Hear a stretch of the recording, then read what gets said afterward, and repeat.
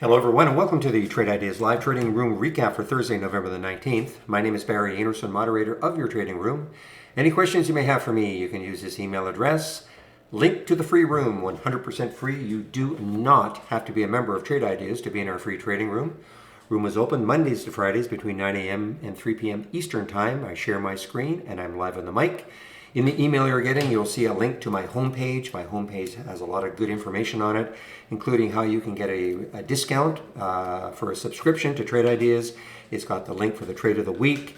It's got a link for all the scans that I share, and it's got a lot of educational links.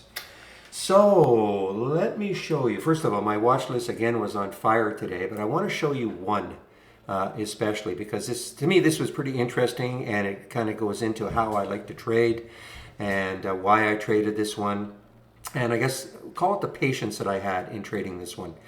So this is AYRO, and I do believe when I look at what they do, it appears that they are part of this EV sector, electric vehicle sector. And you know, the electric vehicle sector was just absolutely on fire again today.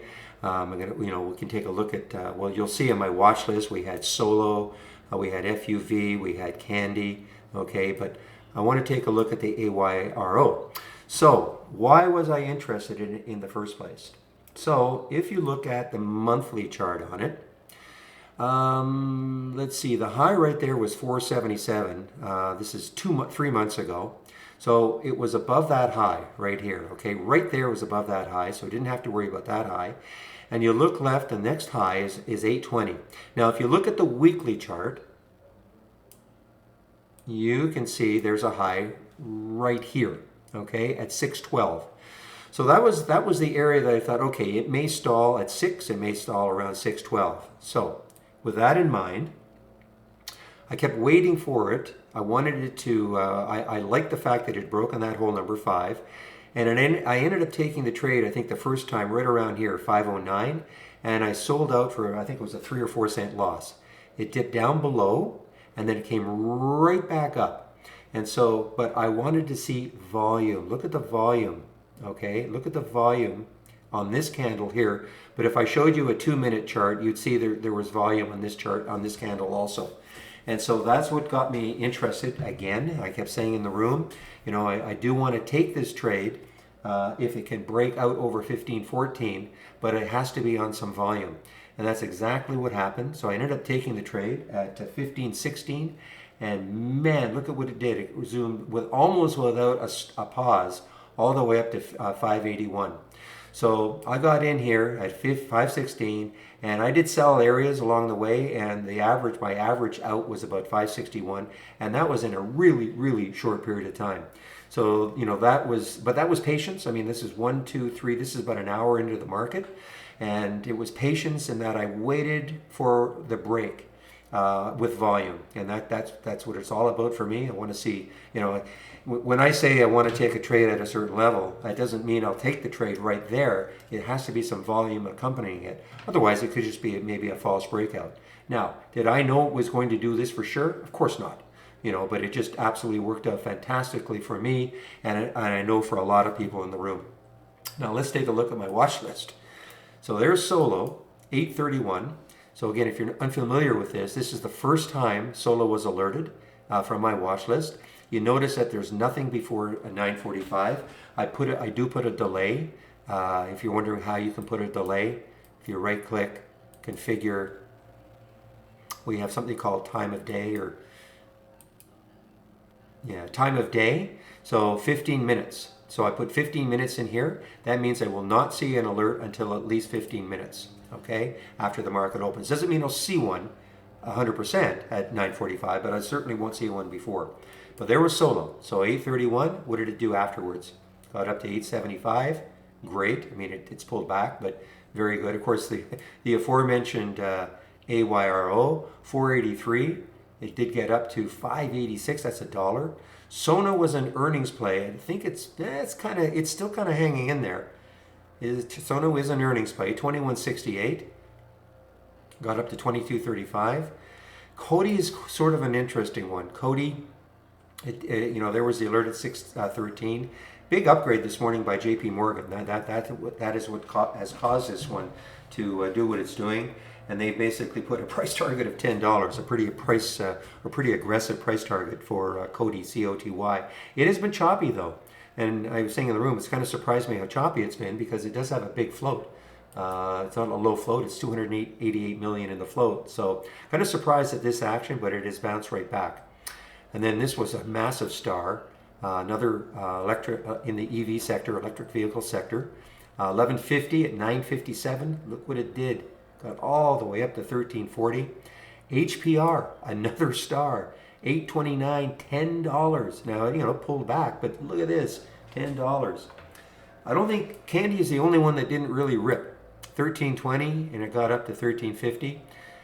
This has been just a star, though, in terms of if you've been wanting to swing trade. I mean, look at this move for Candy. Again, this is a China EV. And most people know about NIO, and you might know about XPEV and LI. Those are the three big China electric vehicles. But this is another one. It's KNDI. Doesn't have the same, I call it, pedigree as the other three, which were IPOs. They have some big names behind it. But the only reason this happened is this was an on a day it had earnings, so it really got hammered. But look what it's done. I mean, we're talking, counting today, 1, 2, 3, 4, 5, 6, 7, maybe 8 days, it has doubled. So it recovered from the earnings shock, and then it has just moved higher. And one of the reasons it was doing this, if you don't know the news about it, is that the EPA in the States basically gave the okay to this vehicle to be sold. And it's a fairly cheap vehicle. I think it's something like $17,000. And I think there are rebates available or tax credit, something like that. So it's a pretty cheap vehicle. So that's why I've been kind of suggesting to people that if you're looking for a cheaper one of those EVs to swing, that could be the one. And I don't think G-Sky did too much. 425, didn't do anything. And I don't know if this 3D play did anything. 524. It got up to 567 before it pulled back. So, it's definitely has produced some really, really nice percentage winners again. And if you want to follow along, all you have to do, my watch list that I create every day, just click from the toolbar, click on New, and then Channel Bar, and then where you see down here, my watch list, Barry's watch list. And then you can follow along all day long. I create a new watch list every single day. So I want to get back into the room. I mean, there's all sorts of exciting things happening. And, look at the SPY guys. I mean, I know that there will be people out there saying, wow, what a boring day. Because look what the SPY has done. It's been absolutely nothing. This is a 15-minute chart. It's really done nothing. I mean, it gapped down and it's basically stayed there. But, in trade ideas, we can always identify great looking trades for the day, opportunities, because, these things that we're looking at usually have, room to move, there's volatility. So you're not tied in to, Facebook trading, trying to trade Facebook, which would probably be doing nothing, or Amazon, or some of the bigger names. We can definitely identify the smaller names, but it's not like they don't have volume. I mean, look at the volume here. 15 million shares. It's a low float. So this is going to trade the float easily, probably 5 or 6 times today by the time it's over. So it's not like these are, these are not liquid. They're certainly liquid enough to get in and out. And, every day we can find trades like that. So if you're not involved in the trading room, it's free. So you just come on in and you'll see how we use the program. It's not just me. We have lots of great traders in the room, different styles of trading. So you can come on in and you can see exactly how we use the program to find ideas. Okay, I want to get back into the room. So bring back the capture program. Any questions you have for me, you can use this email address, the link for the free room. And again, I'll open the room tomorrow at 9 o'clock Eastern Time. Hope everybody has a great evening and hope to see you in the room tomorrow. Bye.